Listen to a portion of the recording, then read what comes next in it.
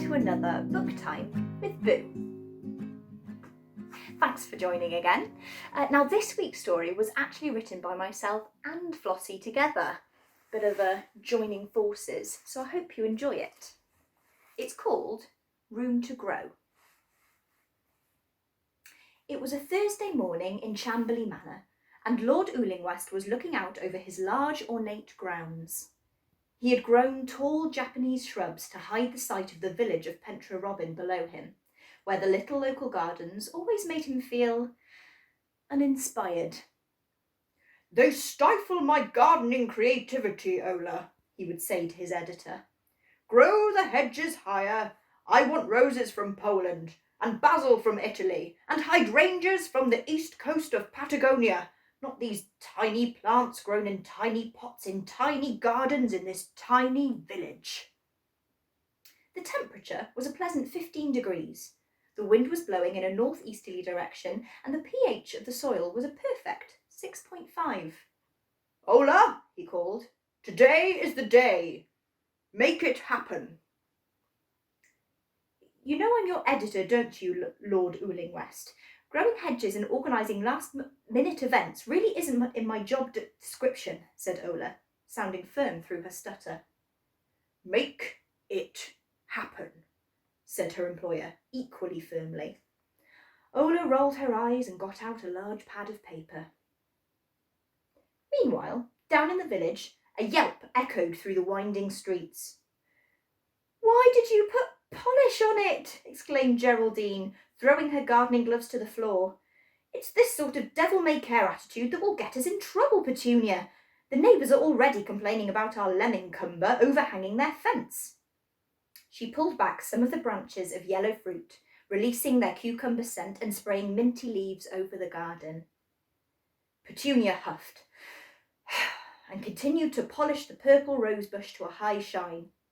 "Well, Lord Gus Oolingwest always writes that the polished roses are best, and I think he'd know what he was talking about, Geraldine.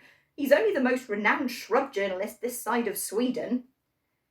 "Yes, Petunia, don't you quote Lord Oolingwest's work to me. I own every article he's ever written. Of course he knows what he's talking about. It is you that doesn't. Lord Oolingwest states that Polish roses are best. You need to change your glasses." "But this is a brand new polish I've invented especially. Look how it brings out the delightful golden stripes on the leaves." The garden gnome was looking very confused about the whole thing. The two ladies continued gently bickering and quarrelling as they carried on working on their shared back garden.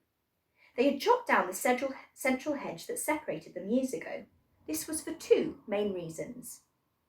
The first was that all the gardens in the village were really very small, and these ladies had a lot of new and interesting plants that they wanted to grow. This could only be achieved by combining gardens. The second was that they were great friends, ever since they discovered their shared love of gardening and prawn cocktails 42 years ago, and they didn't want to have their morning chats over a great big hedge. Back at Chamberley Manor, the wind had picked up. Ola struggled to keep the pile of neatly written invitations in place. "Right, all done on the competition invites, Lord Oolingwest. I'll have the carrier pigeons deliver them at once. Are you sure they can fly far enough?" "These pigeons are specially trained long-distance flyers, Ola. How else do you expect me to invite the best gardeners and botanists in the continent?" "Very well, I'll have them—" "Oh no!" Ola squealed as an especially large gust of wind blew the pile of invitations over. She quickly gathered them all up, all apart from one that was caught on an upward breeze and sailed, unseen, over the Japanese hedges and towards the village. It blew over the River Burke, then caught on an oil-scented breeze from the chip shop, the famous fish called Rhomba, past the Fox and Elephant and over the rickety bridge and the steps of Charlie. As it reached the village square, a new gust of wind came down an alley and blew the piece of paper up and over the nearest fence, landing squarely between Petunia and Geraldine as they were drinking orange blossom tea. "You see, tea makes everything better, Geraldine. Oh, what's this?" Petunia picked up the piece of paper and inspected it through her smudged glasses. "Geraldine, You won't believe this. This is an invitation to the finest gardeners of the world. You are cordially invited to a gardening competition like no other. It will be hosted and judged by none other than Lord Gus Oolingwest. Competitors must only bring one specimen with them, but be warned, he's seen daffodils, roses, courgettes and the like before, and now he's looking for something extraordinary. So trowels up, gloves on, and please arrive no later than 3 p.m. this afternoon.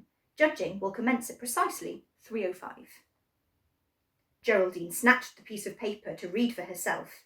You can't trust Petunia's glasses. And then stared at Petunia. This is it. Our chance to finally see inside the gardens of the great man himself. Imagine! The first time in 50 years that anyone from the village has been allowed inside the grounds.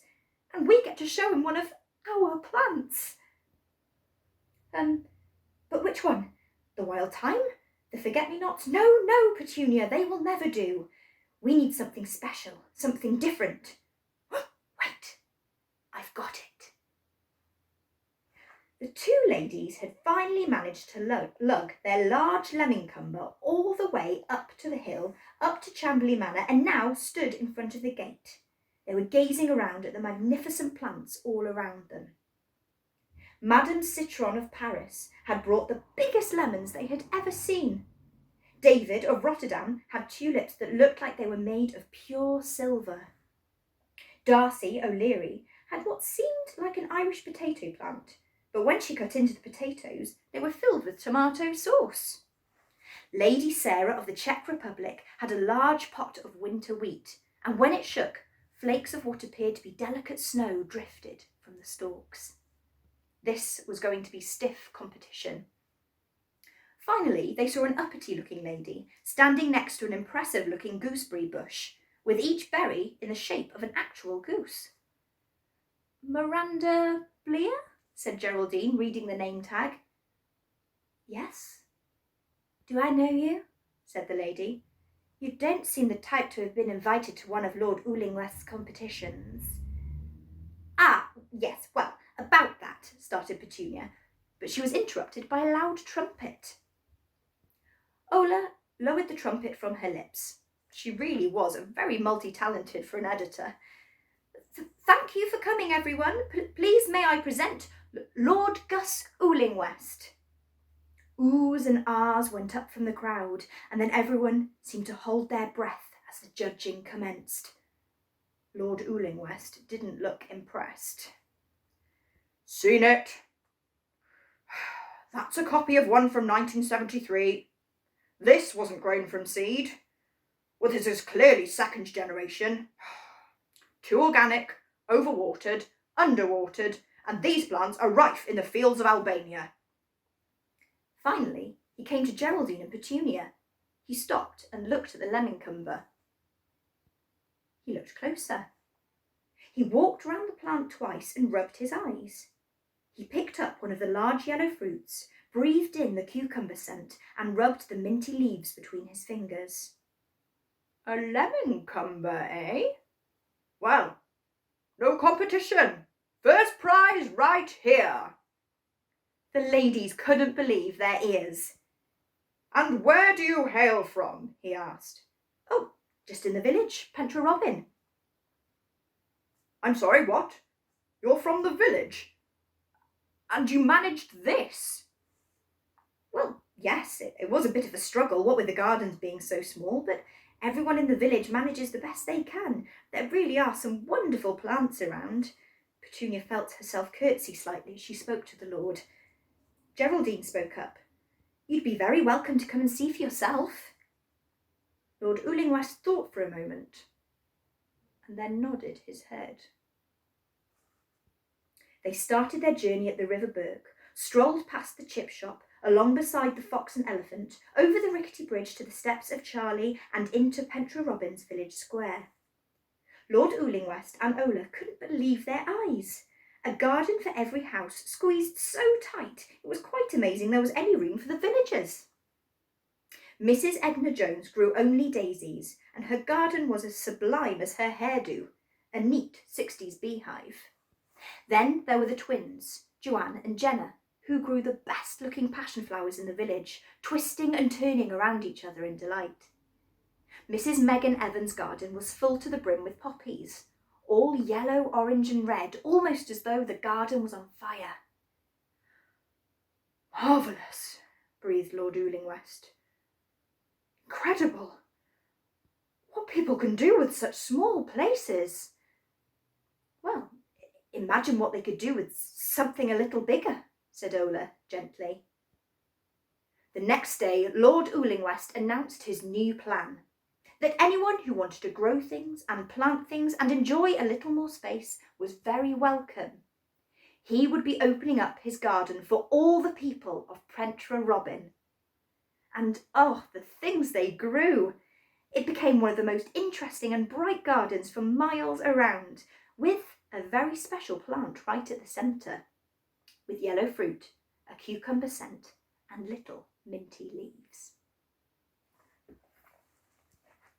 The end. Oh, I hope you enjoyed that. So you can obviously find all the other Book Time with Boos if you go onto our YouTube channel and find our playlist. Just type in Book Time with Boo and they should all come up on there. You can also find our Craft Time with Flossie videos. There's a brilliant one that was out this Wednesday, but there's also all the previous weeks on there if you've missed any. As I mentioned last time, we're also doing a little bit of a change up to what we're offering to you, but we want to hear your opinions. So we've actually put together a little questionnaire. It's really short, just 10 quick questions, and you can find it on our Facebook group. So if you search in Flossy and Boo, Flossie with a Y and Boo double O, on Facebook, there'll be a link to the survey and we'd love to hear your thoughts and ideas. I think that's everything for this week. Thank you so much for joining again. Have an excellent week and I'll see you next Friday. Bye!